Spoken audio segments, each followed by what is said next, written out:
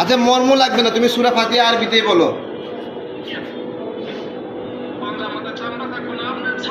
আরে বাবা চামড়াটা আমরা কারো তোলা লাগবে না, সমস্যা নেই, আমার চামড়া তোলা লাগবে না। তুমি সূরা ফাতিহাটা ঠিক মতো বলো।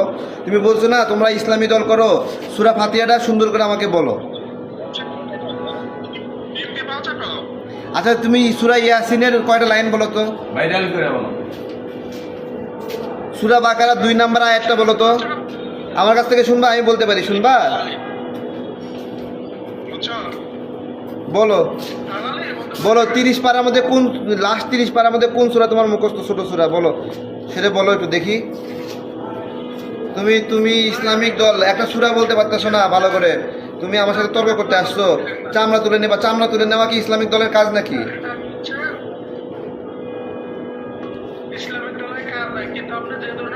তুমি বলো একটা সূরা বলো না দেখি, তুমি কেমন ইসলামিক দল বলো, একটা সূরা বলো তুমি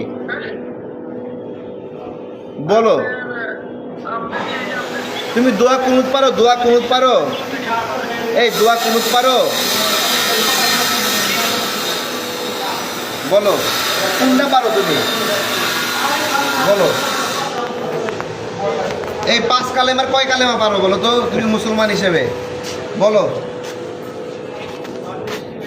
বলো 5 কালেমার মধ্যে তৃতীয় কালেমা পারো নি?